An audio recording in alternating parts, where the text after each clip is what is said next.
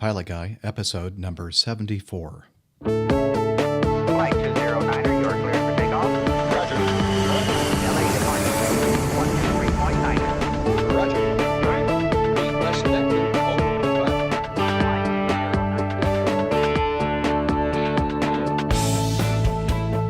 Hello, you're listening to the Airline Pilot Guy Show, the view from my side of the cockpit door. I'm Captain Jeff, your host, broadcasting live from Studio 703 of the Hilton Hotel in beautiful San Jose, California. In this episode, the crash landing of Asiana Flight 214. So get all settled in, tray tables and seat backs in their upright and locked positions, electronic devices powered on. Flight 74 is ready for pushback.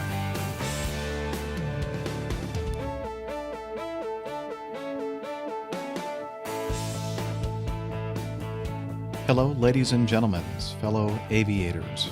Gentlemen's? Ladies and gentlemen, fellow aviators, enthusiasts, aviation geeks, and all. And welcome to the Airline Pilot Guy Show. As I mentioned, I'm Captain Jeff. If this is the first time for you here listening to me, I'd like to apologize. No, I'm just kidding. This is a show about aviation-related things with, as I mentioned in my tagline, the perspective of this airline pilot. And I did not pretend to represent all airline pilots around the world, tens of thousands of us. But I think that a lot of you out there who are professional airline pilots do agree with most of what I have to say. Most of the show usually is spent answering your questions and feedback. And we may end up doing a little bit of that on this show, but I want to concentrate mostly this show on the recent crash landing of the 777, the Asiana Flight 714 at the San Francisco International Airport, just right up the road from us. But before I do, let me clean up some administrative things that I've wanted to do for some time, and I just forget to do it. And before I do that, again, I say that I fly for Acme Airlines. That's not the real airline for which I fly, but I am not authorized to be an official spokesperson for my real airline, which is a major legacy airline based here in the United States. I've been flying for this airline for more than 24 years. Before that, I was a pilot in the United States Air Force. And I'm also a trained and certified accident investigator, having taken the course run by the University of Southern California when I was in the Air Force. So, just to be sure that everybody understands that I do not have permission to be an official spokesperson for my real airline, and I really haven't asked for it. This is all my personal opinion about things in the aviation world, specifically from my point of view as an airline pilot. Okay, the couple of items I want to mention before we move on to the Asiana Flight 214 crash is I've made a few mistakes, probably more than a few, but a few that you've pointed out to me in recent episodes. And I'd just like to set the record straight on some of these. First of all, I mentioned the Wright brothers, but I referred to them at the beginning of one of the episodes as the Orville brothers.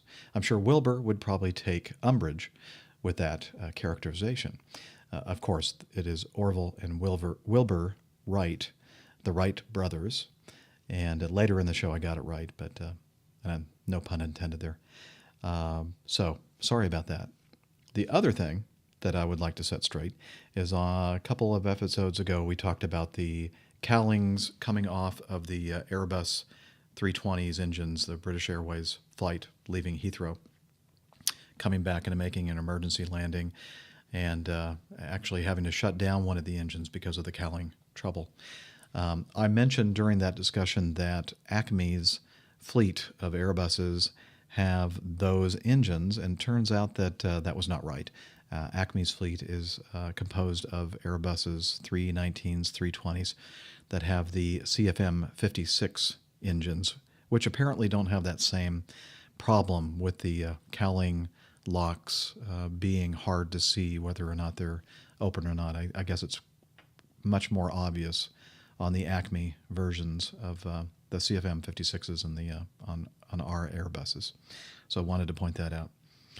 Some of you have asked about renting simulators for personal use, and I didn't know how to do that. My good friend and listener Lee in Australia, I believe, where are you, Lee? Are you in Melbourne or are you in Sydney? I think Sydney. Wrote to me and said that, and I asked him if he could give me some more information about, how much the simulator rental costs. And he said the price of the simulator is about $275 per hour, pretty steep, for the general public. I've been using the sim for quite some time now and have a level 1 license. This license allows me to hire the sim on my own and take friends. And then I also asked him about, in a picture he sent to me, sitting in the simulator in the captain's seat, a very nice picture, I should say. He's wearing a pilot's uniform, and so I asked him about that. And he said that the uniform is provided by the flying club that he's registered with.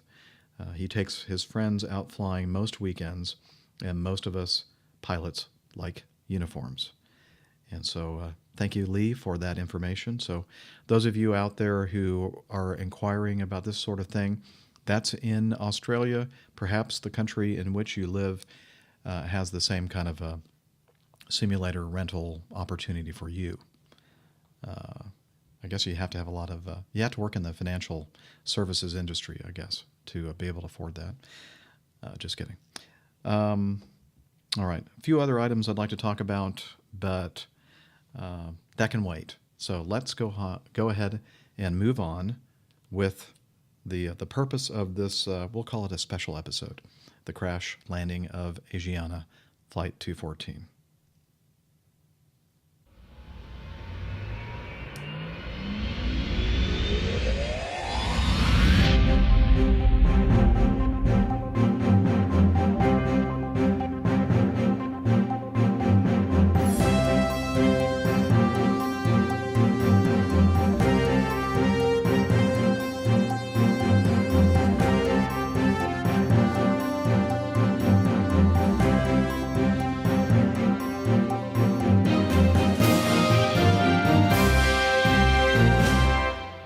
It was Saturday afternoon, just a few days ago. I was at my desk in my basement office, studio, print shop, and I had the live video stream of Leo Laporte's Tech Guy radio show on the Twit network on in the background.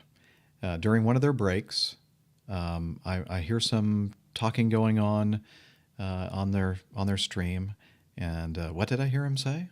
There's a crash at SFO. Apparently the crash had just occurred, and the news was coming in via Twitter. A quick check of the cable news channels revealed that the news had yet to reach them. Checking Drudge Report, nothing. Check Reuters, AP, nothing. Sure enough, Twitter was buzzing with tweets about some large jet crashing at SFO. A 777? No way. I run upstairs to see what I can find on the flat screen TV in our family room, and then finally, CNN was covering the rapidly evolving story. Let's hear what I listened to when I went upstairs. Reportedly, there was an emergency landing taking place here at the San Francisco International Airport. Clearly, something went wrong because, in the end, we've been able to see these live pictures, dark plumes of smoke. Now the smoke clearing up, a white-gray smoke. We've also seen the firefighters, what appear to be on a ladder, being able to douse the smoke. Not sure if we've been able to see active flames there, but our Richard Quest, by his bird's-eye view, has been able to... Okay, quite a bit of pandemonium almost. Lots of stuff going on. They're getting the feed from news helicopters near the airport showing the results of the crash. Smoke pouring out of the middle section of the aircraft. Passengers running away. A lot of panic is evident, and the newscasters are kind of scrambling to kind of get a grip of what is happening as we watch. And then, oh, okay, here it comes. The endless string of aviation experts. Every channel had one. Most were retired airline pilots. Some sounded like they had never stepped into a cockpit. Why is this guy considered an aviation expert? Of course, we were delighted with the journalists' comments interjected here and there. Please make it stop. Okay, occasionally you'd hear an expert that really made some sense, thankfully. Now we're watching live footage of the emergency responders helping to evacuate the passengers from the jet and douse the fire that seems to be ravaging the midsection of the cabin. I'm thinking that we are going to have a high fatality rate on this one, not realizing that by this time most of the passengers had actually gotten off the airplane. So I walked downstairs after a while of looking at all this stuff going on, and I'm in front of my computer again, watching the steady stream of speculators on Twitter. I am one of them, regrettably. More about that later. Oh, what's this? Someone has already captured the ATC audio from liveatc.net. Cool. Let's listen to that. Maybe we can get some idea of what happened here. China 214 Avenue, San Francisco Tower, we clear left clear land. 310 aviation, 214. Skywest 5427, fly runway, and contact NorCal departure. Go ahead and go to departure, Skywest 5427, good day. Sorry, United 885. United 85, sorry? Yes, that is 885 at the end. We might need a few more minutes, just a heads up. United 85, roger, hold short of runway 28 left, let me know when you're ready. Go to 3 left, United 85. San Francisco Tower, Skywest 5452, corporate visual 28 right. 5452, San Francisco Tower, runway 28 right, clear land. Clear to land 2, Skywest 5452. For 3 Sierra Fox, 600. San Francisco Tower, Skyhawk 737, go around, 1,500 feet, over St. Carlos. Skywest 6389, maintain 3000. 280, 3000, Skywest 6389. Hello, Asiana Flight. 214 heavy, emergency vehicles are responding. Asiana Flight. Emergency landing. Okay, now it's, Asiana Flight, now it's, Cessna 737 Zulu Delta, San Francisco Tower, remain clear of the San Francisco class 12 airspace. Contact San Carlos Tower. 7 Zulu Delta, contacting St. Carlos Tower and remain clear. Helicopter 3 Sierra Fox, leaving the Bravo airspace in 2 miles radar service, terminate squawk, maintain VFR frequency change. Port is closed, San Francisco Tower. Horizon 6. Asiana 214 heavy, San Francisco Tower. how much is Correct, 635 going around. Horizon 635, fly heading 265, maintain 3100. 265, 3100, Horizon 635. Asiana 214 heavy, emergency vehicles are responding. We have everyone on their way. Skywest 5452, San Francisco Tower, go around. Go around, Skywest 5452. Skywest 5452, fly heading 280, maintain 3000. 280 and 3000, Skywest 5452. Horizon 635, fly heading 265, maintain 3100. Yes, sir, 265, 3001 Horizon, yeah, 635. Contact NorCal departure 135.1. 351 Horizon 635. Skywest 5452, contact NorCal departure 135.1. 30 by 1. 6039, we'll go to San Jose. Skywest 6389, roger, and contact NorCal departure. 1, Skywest 6389. SC-33, San Francisco Tower, proceed to the scene, cross. SC-11, San Francisco Tower, proceed as requested, cross all runners. San Francisco Tower, 3 and Rescue 11, clear the 1. SC-33, Rescue 11, roger.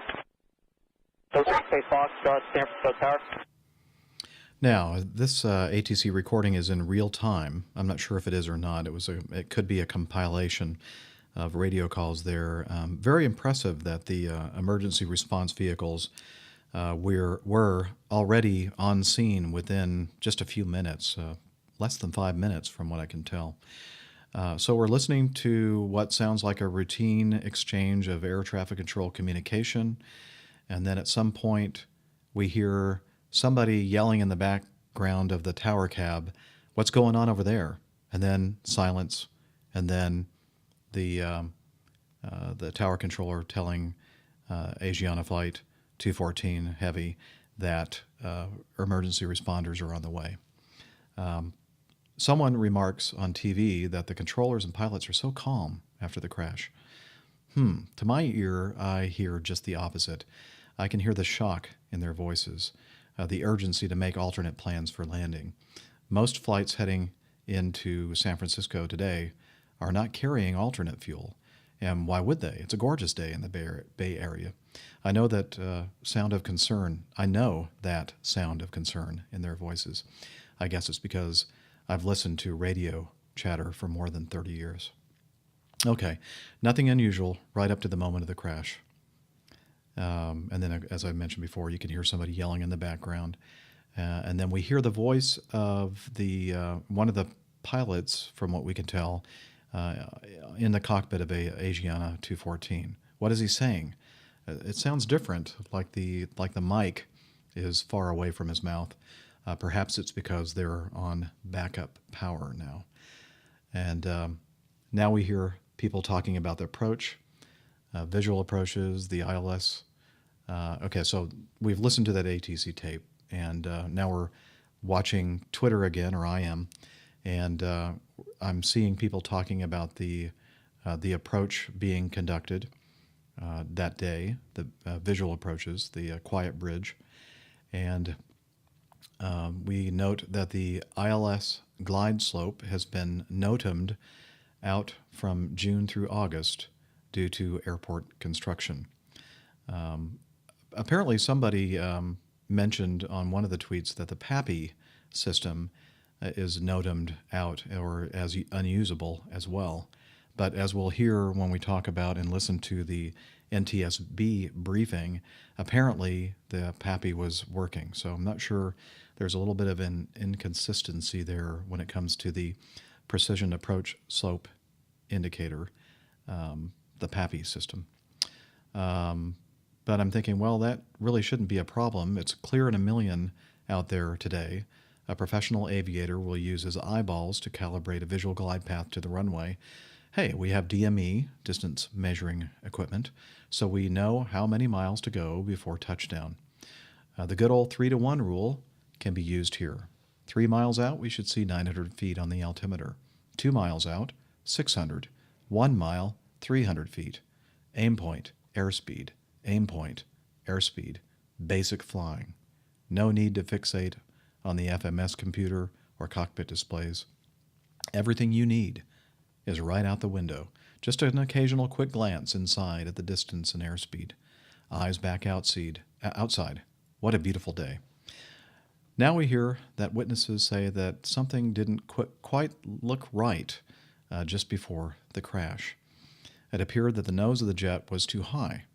I'm thinking it won't be long before we get some plane spotter pictures and or video. I mean, come on, it's such a great day to be out there plane spotting. Finally, I see a tweet that CNN has obtained some amateur video taken of the crash. And this is the audio from the amateur cell phone video. Look at that one. Look how his nose is up in the air. Oh my God. Oh, it's an accident. Oh, you're filming it too. Oh my God. Oh, no. Oh my God. Oh my God, you're filming it. Oh my God. Oh my God. Oh my God. You filmed the whole thing. Oh Lord have mercy. I was watching it come in and I did notice that nose being up in the air, and you know, my initial reaction was that it was trying to divert the landing and try to go back up. And then we heard, and you know, I seen the tail section hit the, what I thought was a tarmac. I guess it hit the rocks first or something, but there's a big boom and then it pitched forward and bounced off its nose. It's kind of surreal. My wife Gina, you know, she took it pretty hard. We did. We all did. It was, you know, a tragedy. And our initial reaction was that, you know, everybody on the plane was in bad shape. And we're just really happy that, it was minimal, and not everybody on the plane lost their life. Okay, that again was the amateur cell phone video. Thankfully, somebody caught on video. Again, I'm still surprised that we haven't seen more video of this accident because, again, as I mentioned, that day was just absolutely gorgeous. And I would imagine a city like San Francisco must have a bunch of plane spotters out there. And so maybe we'll hear and see some more of that in the future. So little bits of information over the last few days have been leaking out. I heard that from somewhere that some 7 seconds before the impact, someone in the cockpit says something about the airspeed being low. Apparently a go-around was commanded 1.7 seconds before impact. And I'm thinking, what is going on in that cockpit? How could that airplane have gotten so low and so slow? Were the auto throttles on? And if so, what mode? Was the jet being hand-flown, or was it being managed, in other words, flown, through the auto-flight systems? So, we do have some answers to some of those questions, just literally within the last hour. I watched the latest NTSB briefing on the crash, took some notes, but probably best to just go ahead and play what was being broadcast on CNN. So here we go. Structures in our systems group worked on some documentation of the cockpit. They made the following direct observations with respect to switch positions and information that's specific evidence in the cockpit. They found that the flight director was on for the right seat. It was off for the left seat. The auto throttles were armed. All 3 fire handles were extended, and these would activate bottles to put out fires because the crew is concerned there could be a fire if they have this crash in both engines and the APU. And so they saw that this was extended for all 3 locations. Flaps were set to 30.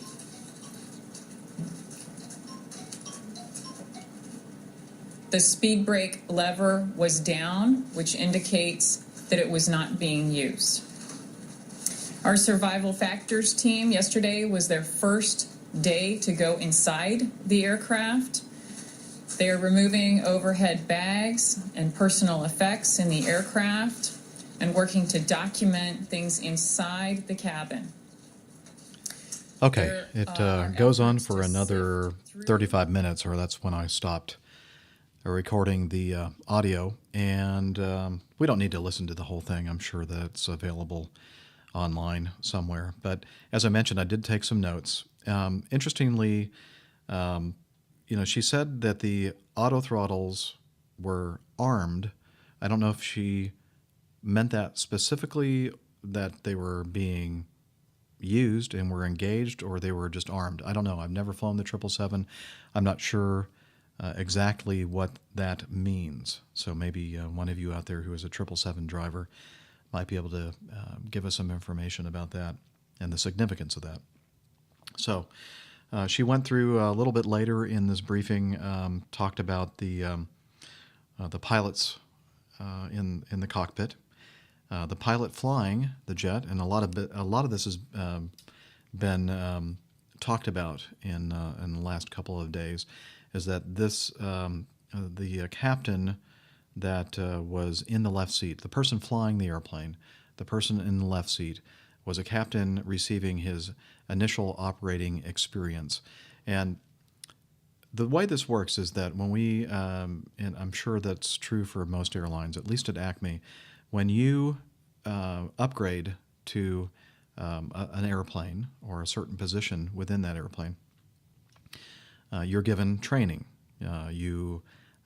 What we used to have ground school, and you learn about the systems and other things about the airplanes. Nowadays, we are given a CD that we have to watch and answer questions. Basically, our learning now is not in the classroom; it's in front of a computer. And then you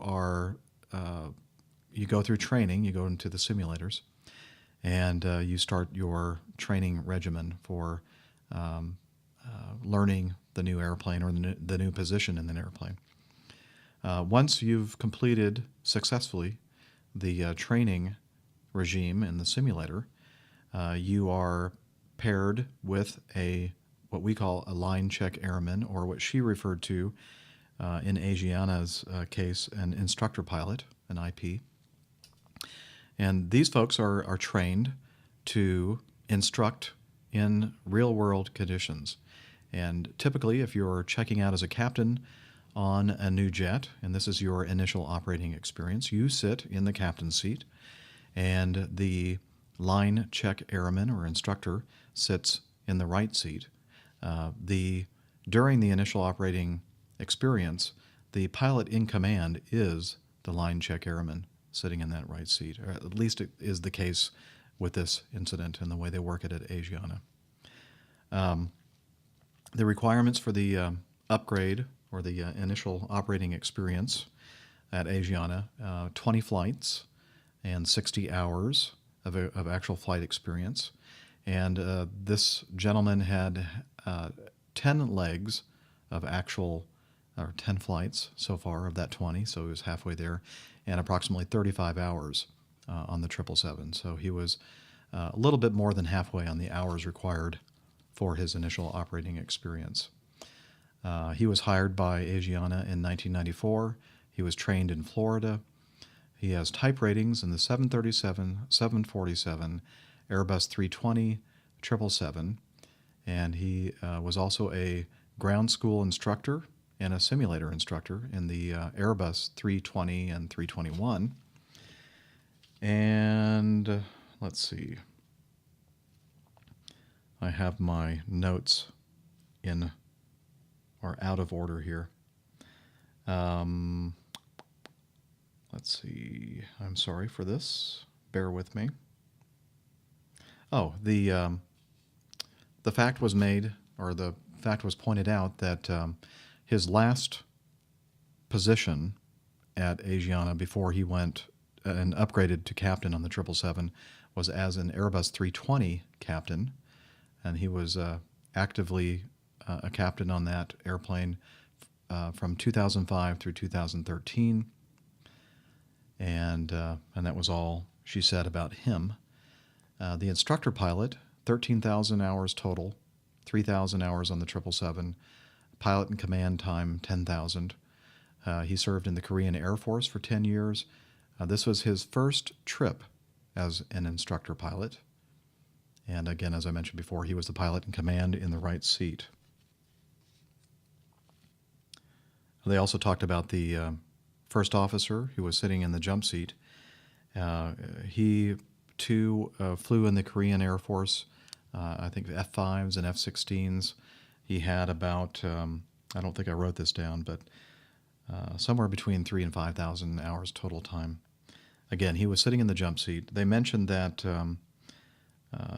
or he mentioned during his interview that he couldn't see the runway from where he was sitting in the jump seat. And I've been in the 777 jump seat a few times, as you know, and depending on which jump seat that you're in, and on approach with the bank angle or the deck angle of the airplane, yeah, it's really hard to see anything through the windscreen and through the window. So he says that he couldn't tell that they were low, and I guess he couldn't tell that they were slow either.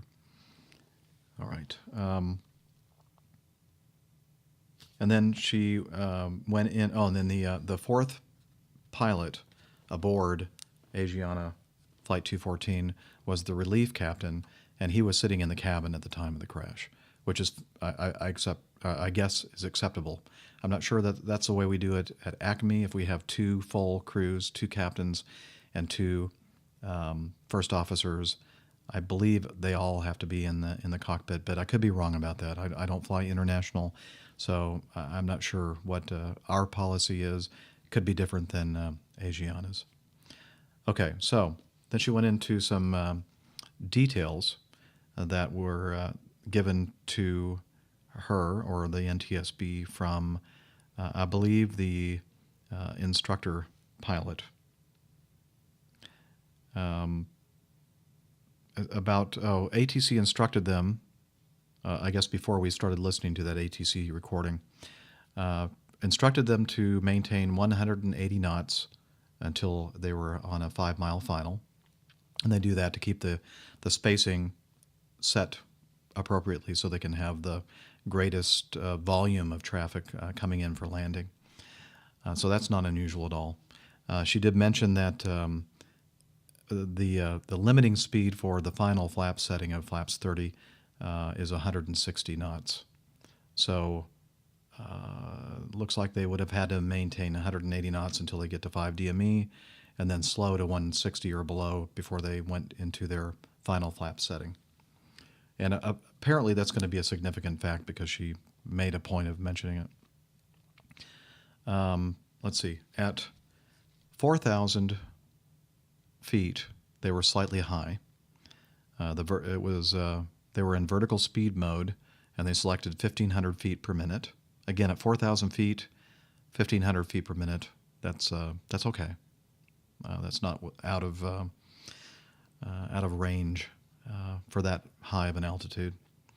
And then at 500 feet, they were low, and the PAPI, the precision approach path indicator, I think I called it a slope indicator before, the precision approach path indicator, the PAPI, was showing 3 red and 1 white. The PAPI system is basically a replacement for the less accurate VASI system, which is a vertical approach slope indicator. And both of these lighting systems are ways for us pilots to see whether or not the vertical situation that we're in is appropriate. In other words, we're on a normal, most of the time it's a 3-degree glide path, and they're calibrated to generally coincide with the electronic glide slope. So just because the electronic glide slope was out of service because of runway construction, not a problem. It's a beautiful day. You're looking out there and you see the PAPI system. 4 lights, and if you're on a proper glide slope or a glide path using the PAPI system, you'll see 2 white lights and 2 red lights. If you start getting a little bit low, or it could be the opposite, 2 red and 2 white, whatever. I can't remember which side the red ones are on and which ones the white ones are on. But you're going to see 2 red and 2 white. You're on glide path. If you start seeing more white than red, that means you're a little high, a quarter dot high, or quarter of a degree high. If you're a little bit low, you're going to see more red than white. So you'll see 1 white light and 3 red. And according to the instructor pilot, that is what he saw at that point at 200 feet. Okay, so slightly, at 500 feet. So they're slightly low, and apparently they're a little bit slow. At 200 feet, the instructor pilot sees 4 red lights on the PAPI. That means they are well below glide path. And she said that the airspeed, let's see if I can read. Oh, the airspeed was in the hatched marks of the airspeed indicator. I think they have a vertical tape, a display for the airspeed. So in other words, the airspeed was way too low. She mentions that the autothrottles were not maintaining speed. And at some point, he commanded a go-around, but apparently the pilot flying was already had already moved the throttles up and was initiating a go-around. But by then, it was too late. It said after impact, which the main gear hit first, and then the tail, and what was remaining of the airplane ballooned, yawed to the left, and basically did a spin and came to rest. Okay. I think that is all of my notes. And so, as I mentioned before, initially, looking at Twitter, some people were remarking that the PAPI was out of service, but apparently, at least the pilots in the Asiana jet assumed that it was working because they were talking about the PAPI system. And what's interesting to me, and a big question for me, is what was going on with the autothrottles. Because if the autothrottles were engaged, why didn't the system maintain the speed that they had selected, their approach speed, and why didn't the throttles kick into a special mode that keeps the airplane from stalling? And here, let me see if I can find that little bit of information.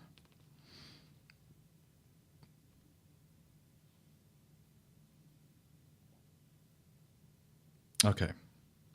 On the Professional Pilots Rumor Network, pprune.org, I found this post by Sun in My Eyes from the United Kingdom. He said the 777 can catch you out with what is known as the FLCH trap. When you're above the glide slope and need to get down in a hurry, flight level change, FLCH, flight level change, is a useful mode to use. Normally, you transfer to another mode like glide slope or vertical speed, or you switch off the flight directors. However, in this situation, the glide slope was off the air, so the ILS would not have been selected or armed. If the flight directors were left on and the plane was descending at a high rate in FLCH, the autothrottle would have been inhibited and would not have put on power, so the thrust levers would have stayed at idle. If the Asiana was a bit high, quite normal for San Francisco, then regained the visual glide slope, the rate of descent would have decreased and the speed would have started slowly reducing. But with the thrust levers staying at idle, the 777 would now be in the same situation as the Turkish 737 that crashed at Amsterdam, speed decreasing below VREF and not being noticed. The 777 has a system called autothrottle wake-up. When the aircraft approaches a stall, the power comes on automatically to almost full power. This gives pilots great confidence. However, autothrottle wake-up is inhibited in flight level change mode. So 777 pilots will be looking at the scenario and wondering if Asiana were in FLCH with the flight directors on, too high, stabilized late, and did not notice they were still in flight change mode, and that the autothrottle was not keeping the speed to VREF +5 until too late. This Sun in My Eyes says, just a theory, but I think it far more likely than engine failure, radar failure, radio altitude failure, or autothrottle failure. And I suspect when the events are unraveled, this will be what has happened. And I think that he's on to something here. Again, I didn't and have not flown the 777, so I'm not sure how those systems work. The other thing that I noticed when looking through the Professional Pilots Rumor Network was this post by someone who goes by Easy Street. And he writes, and I think this is pretty interesting. Am I right in thinking that most commonly quoted reasons for retention of pilots, despite advances in automation, are that only a human can think flexibly enough to react to any unforeseen circumstance, and that only a human can continue to fly the aircraft when critical elements of automation fail? If I'm right, then it follows that a pilot must have as his/her sine qua non the ability to fly and land the airplane with degraded systems, possibly in poor weather, possibly with no availability of external navigation aids, possibly with communication failures, etc., etc. If these are not the first and foremost requirements, then why retain pilots at all? If lack of ILS or elected to fly a visual approach are even cited as contributory factors in this accident, is the piloting profession moving itself a step closer to oblivion? The human beings at the front end have to be capable of safely hand-flying the aircraft with a minimum of external assistance, which implies training and then regular, proper practice, not just taking manual control of a stabilized approach on short finals. Or they will in time come to be viewed as surplus to requirements.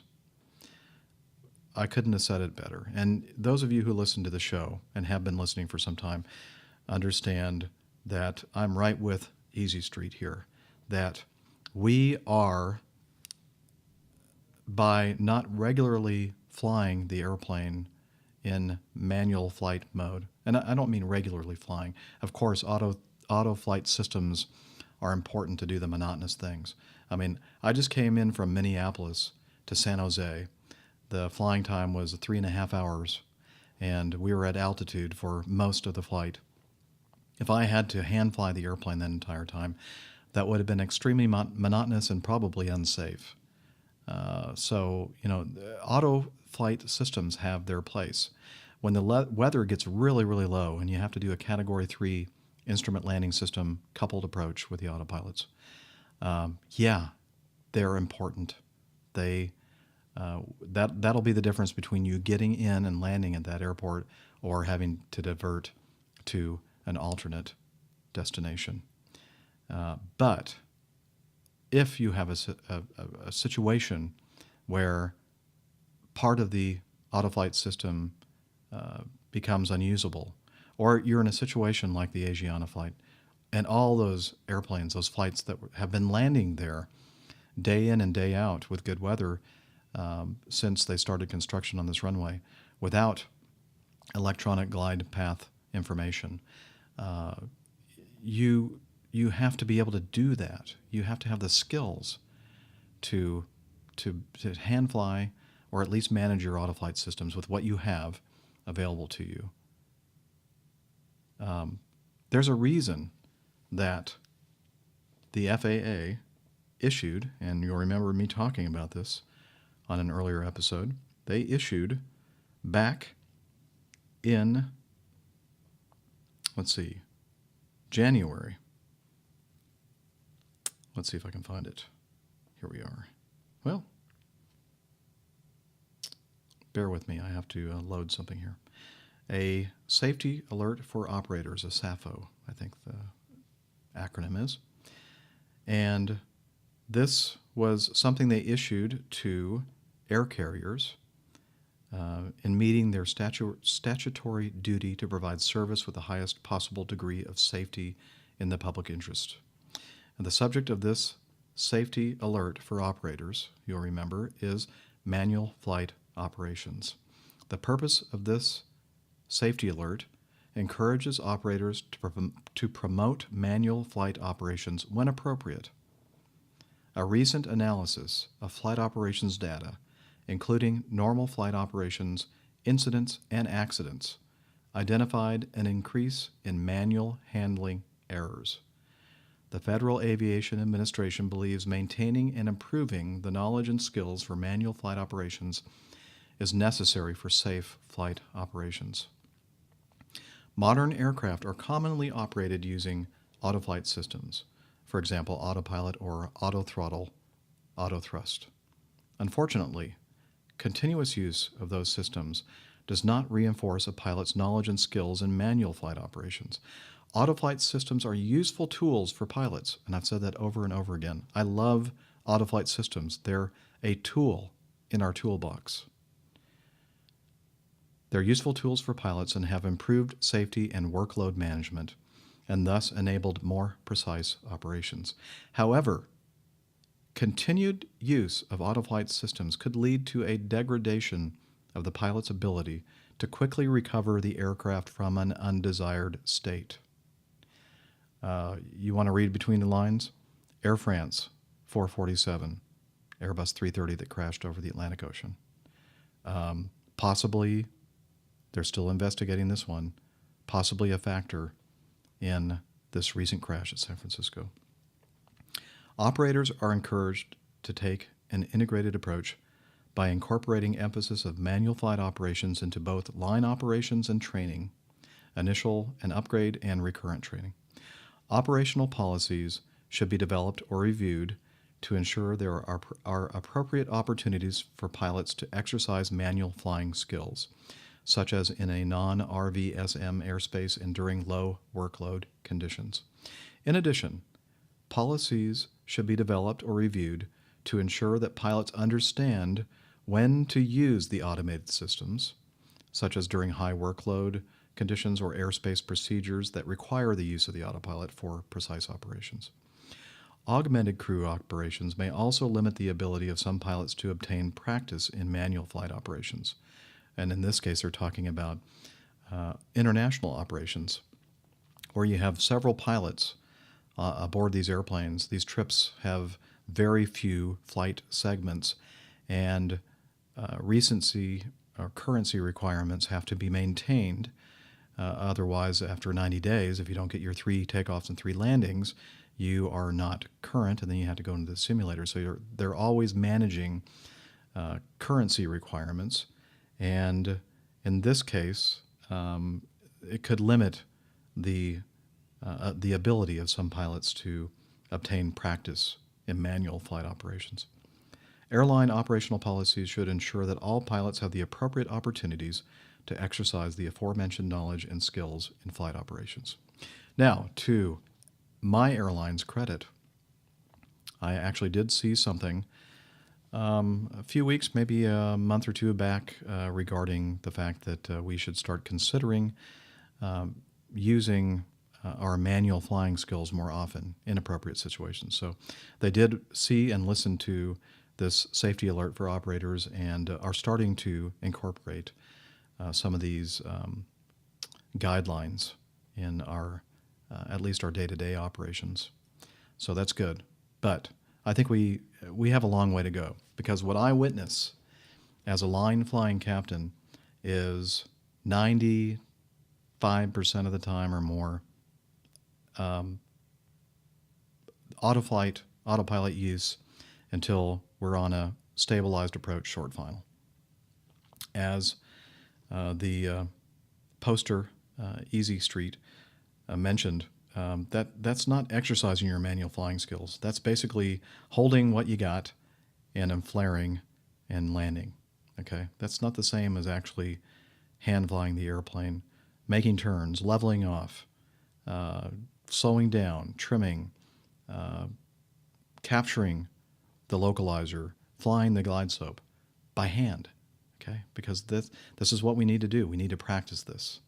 I'm not saying that we need to go out there and fly the whole darn flight in manual hand flying mode. That's fatiguing, not only for the pilot doing the hand flying, but also for the pilot monitoring. I'm not saying that, so please don't misunderstand me. It's just that we need to get back to basics. It is hard for me to believe that someone could be in an airplane with thousands of hours of experience and not feel that the energy state of that airplane, and I'm not saying that you have to be fully qualified in an airplane. When I ride in the jump seat of an airplane I've never flown in before, I can feel it when the energy level is not right. Something just doesn't feel right. It's basically seat of the pants, and it's experience. But there are some pilots I've flown with that don't seem to sense this, and that's dangerous. We need to understand basic aerodynamics. We need to get back to using our brains, calculating descent paths, understanding what the 3-to-1 line is, going through those mental calculations of, okay, I'm 3 miles out, I should be at 900 feet above the landing touchdown zone altitude. 2 miles out, I should be 600 feet above. 1 mile out, I should be 300 feet above.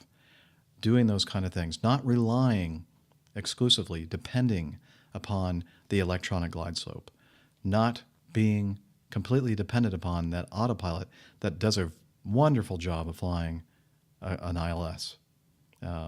We need to learn how to do that. We need to get back to basics, guys and gals. We do, because unfortunately, we're going to see more of this kind of thing in the future if we don't do something about it now. And as I said, I'm very concerned about that. So that is all I can think of right now. I think they're still interviewing the relief captain who was sitting in the cabin of the accident airplane. Not sure what we're going to learn from his interview, but we have a little bit of information from the pilots who are being very cooperative. One of the interesting things I thought, I could have sworn that this lady, Deborah from the NTSB, said that they did not test the pilots for alcohol or drugs. And I'm not sure if that's because they're from a foreign carrier.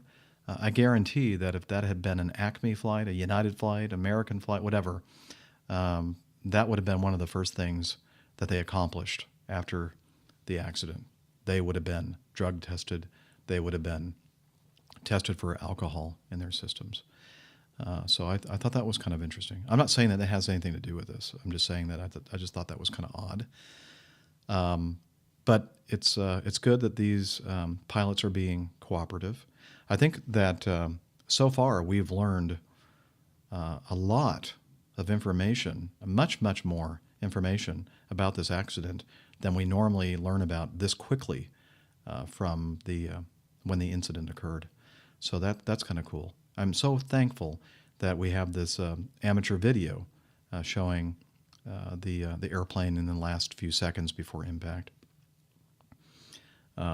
So this is an interesting thing to keep our eyes on and our ears open for. Perhaps you can help me keep track of this as well, because there may be some things I miss. But this is very interesting. This, I think, is going to kind of reinforce what I have been very concerned about, and one of the main reasons why I started this podcast. I'm concerned about a few things. Number one, we're losing our flying skills, okay? And that's what we've been talking about here today. Number two, I'm concerned about the erosion of captain's authority and assertiveness, exercising proper authority properly. And some other things I'm less concerned about. But you've heard me talk about some of the things that they're proposing for our future airspace system, part of NextGen. A lot of the things in NextGen are fantastic. Don't get me wrong. I support a lot of the technological improvements and implementations of certain aspects of NextGen. But there are some other things that I'm very concerned about, and I think will have a direct impact negatively on safety. Communications, going from voice communications to complete digital communications. I think that's a mistake. And you know why. You've heard my show before, and I'll talk about it, I'm sure, in the future. Several other things that are being proposed that I have concerns about. Enough so that I feel like my voice needs to be heard. And I'm just one voice out of hundreds of thousands of professional airline pilots and pilots in general out there. But heck, I've got a podcast, and I have a way of expressing my opinion, right or wrong, whether you agree or not. Now, that leads me to how long have we been going here? Not quite an hour. Hey, that's pretty good, isn't it?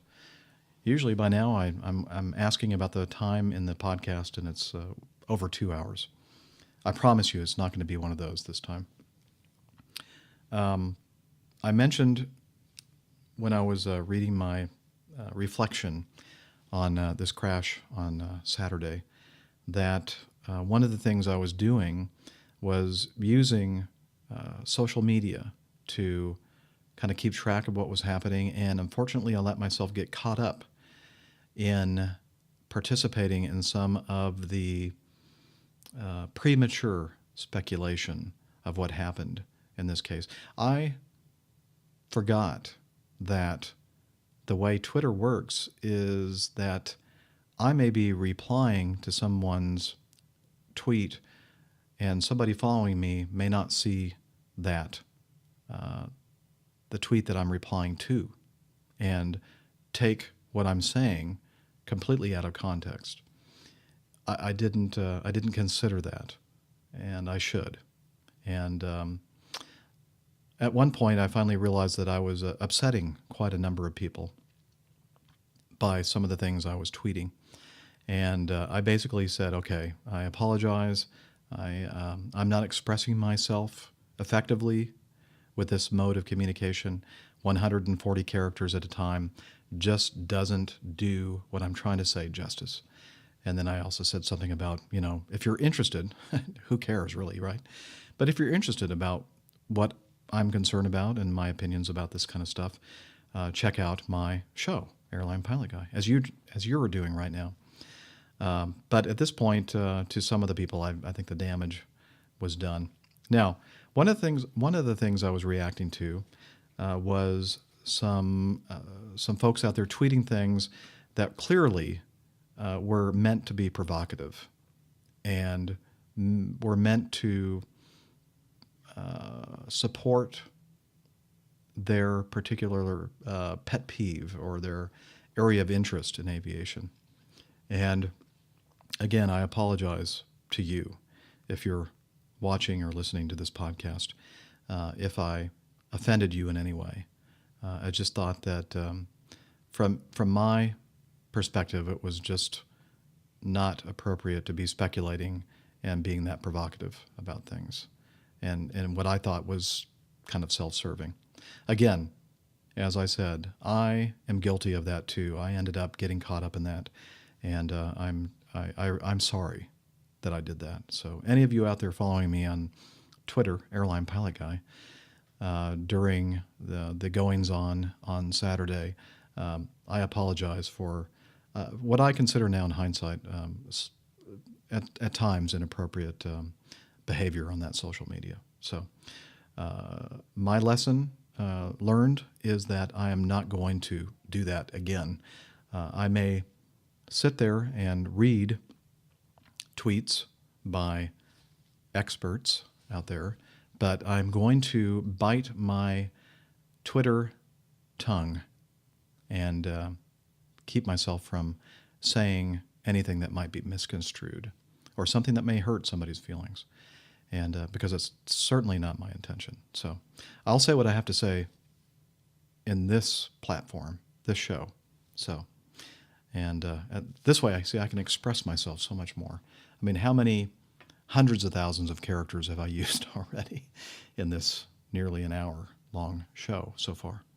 So that was my little confession, that I now, in hindsight, feel that I behaved somewhat badly and was not a good neighbor, was not a good Christian in some ways with some of the... I mean, I wasn't mean. I didn't call anybody names or anything, but my sarcasm and some of my comments were inappropriately misconstrued. I don't know if that was proper to say there, but okay. So Twitter and Facebook, not so much Facebook, but Twitter has its potential pitfalls, and I learned that. Okay, we talked about the PAPI system, the Precision Approach Path Indicator system, which is a great system, by the way, replacing, in a lot of places, the VASIs. VASIs are harder to see until you get a lot closer. Excuse me. The visibility has to be pretty good to get a good practical usage of the vertical approach slope indicators at a lot of airports. But if they have PAPIs installed, good stuff. An electronic glide slope, we talked about the fact that it was NOTAM'd, notices to airmen, out of service because they're doing construction there at the runways at San Francisco. The glide slope antenna, the instrument landing system is composed of two components, well, at least two main components. You have for not technically speaking, but effectively, two radio beams that are being projected, one a lateral beam and one a vertical slope. And the beam comes from an antenna. At the directional one, whether you're lined up with the center line of the runway, is from an antenna that is at the far end of the runway. And so that you can use the signal even when you have landed and you're on the runway, and you can still keep the center line of the runway. The glide slope antenna is toward the approach end, the front or the start of the runway in the touchdown zone. And that projects the same kind of a beam, except this beam is not a lateral guidance beam, it's a vertical path beam, so that typically a 3-degree glide slope, when you're on the glide slope and looking at your glide slope indicator, you'll see that the little indicator bug is centered. If you get below the glide slope, then that bug is kind of raising up a little bit. If you're above the glide slope, it's down toward the bottom of the case. And so that's how and as you get closer to each of those antennas, that beam becomes narrower and narrower and more precise.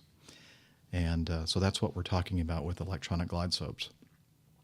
This day, and since June and until August, the electronic glide slope is out of service because that glide slope antenna is located where they're doing all the construction. So they had to either take it down or they turned it off or whatever. Is that a big deal? Well, it's a big deal if you're trying to land in very, very low visibility and very low ceilings. But is it a big deal when you're doing visual approaches? If you don't have it, no, it's not. It's nice to have, and we use it when we're doing visual approaches if it's there, but it's not a requirement. A lot is being made about the pilot in command, or not pilot in command, the pilot flying's lack of experience in type, and how in the world could he be at the controls of the airplane for the first time landing in San Francisco on an airplane that he's hardly flown.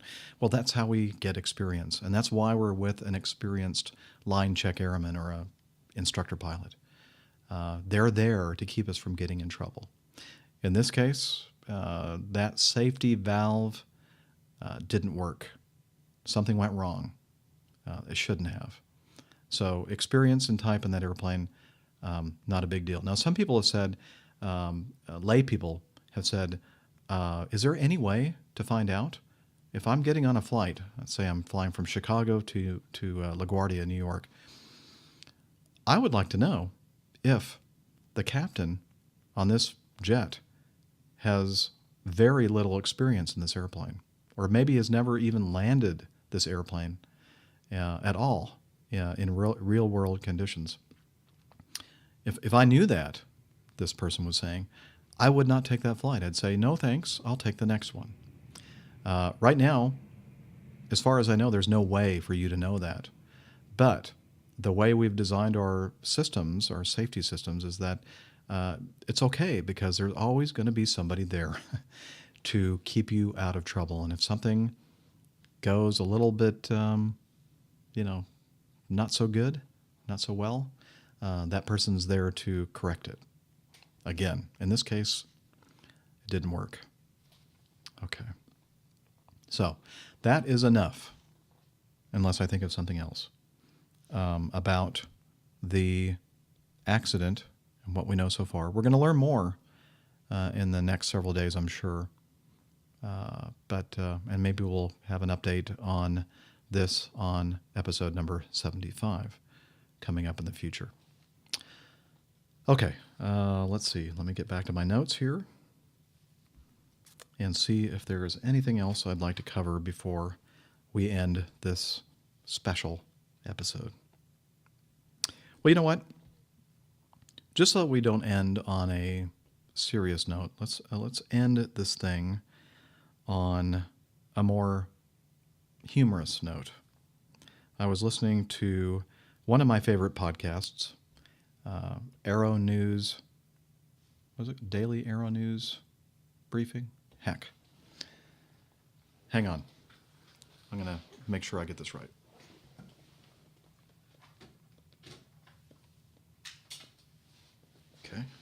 It's one of the podcasts I subscribe to. Pardon the interruption here.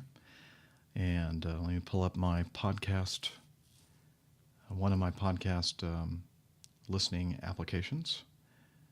And it is called Daily Arrow News Network Podcast. And as it says, it's a daily podcast. Well, Monday through Friday, I believe. I don't think he does them on the weekends. It's a great, very short, typically 10 minutes long podcast talking about aviation news. And it's a great way to keep track of stuff. And so I was on my walk and I was listening to Glenn, I believe is his name, that hosts the podcast now. And he was talking about this story of a man named John Holden. John Holden, living in a retirement home in Lancaster, Pennsylvania. He just died on May 27th. And he was 90-something years old. He was a World War II Corsair pilot. Apparently quite a character. And he actually wrote his own obituary. And apparently they just filled in the date of his death. And so let me read you his obituary. I think you'd find, you'll chuckle when you hear it. John Holden, alias Jack, took the Deep Six Monday, May 27, 2013, at the Willow Valley Retirement Community after a life filled with endless laughter and debauchery. While flying his beloved Corsair as a Marine fighter pilot during World War II, he was awarded the Distinguished Flying Cross for his combat activities, the Air Medal for action in Okinawa in 1945, and the Distinguished Fleeing Cross for avoiding numerous women who were seeking child support under unproven circumstances. After World War II, he spent 8 years with the Armstrong Cork Company and resigned with the title of Assistant Director of Advertising, plus a dinky pension. He then joined the Hubley Toy Company and later became an independent toy designer. He was a long-standing member of the Lancaster Country Club, the Hamilton Club, and the International Mickey Mouse Club, from which he was immediately banned after providing housing for a number of stray cats. For many years prior to his demise, he wrote a tongue-in-cheek publication at Willow Valley called The Wrinkle Valley News, where he had close to 1,000 readers, whom he referred to as the inmates of Wrinkle Valley. They fully enjoyed his creative humor and his intention to help them make unwise decisions in their hectic lives. Jack was widowed 10 years ago, after 61 years of marriage to Elaine Ewing Holden. He has had a number of other wives recently, none of which were his. 3 daughters, Holly, Wendy, and Ann Holden, and a son, John E. Holden, Jr., have managed to survive despite being related to their father. His last words were, "I'm really going to miss myself." Stay tuned for the Gone Away party, to which the invitation may never come. In all seriousness, in lieu of flowers, please send donations to Honor Flight. He has an address here, or www.honorflight.org. Apparently he wrote this obituary several years ago, and I'll have a link to that in the show notes. So I got quite a chuckle of listening to that article in the Daily Arrow News Network podcast. So thanks, Glenn Moyer, for hosting the show and providing us aviation geeks out there with a lot of great information on a almost daily basis. And that's it. I'm going to stop the show. Lots of feedback, questions coming up in episode number 75, and an update on the investigation of this crash at San Francisco. And before I go, I'd like to mention, just earlier today, before I started this podcast, I contacted one of the Airline Pilot Guy listeners, Ron, who lives in the San Jose area, and he had mentioned to me that if I'm ever out in San Jose on a layover, to give him a call. And so I took him up on it. So be careful what you ask for out there. If you send me feedback and you tell me, hey, Captain Jeff, if you're ever out and so, just ask Matt Dolan in Des Moines. Did the same thing, had a great time meeting with Matt in the beautiful city of Des Moines. And so I did the same thing to Ron. A couple of days ago, I contacted him and said, hey, is that offer still good? Because I actually have a San Jose layover. And I know this is short notice, and you have opportunity to tell me or make some kind of an excuse why you can't meet with me. And he wrote back and said, yeah, that'd be great. Why don't we meet for lunch? I got in right around lunchtime today, Pacific time. And so we met. He picked me up here at the hotel. We drove over to a place not too far from here, Gordon Biersch, the restaurant and brewery. And I enjoyed a nice Czechoslovakian-style Pilsner and had a great salad. And but the best thing was meeting with one of my fellow aviation enthusiasts, aviation geeks, or what have you, and got to learn a lot about Ron and his endeavors as a pilot. And so Ron, this is to thank you for treating me for lunch at Gordon Biersch today. Had a great time. And as I like to say, until next time, wishing you clear skies, unlimited visibility, and tailwinds. Take care, and God bless.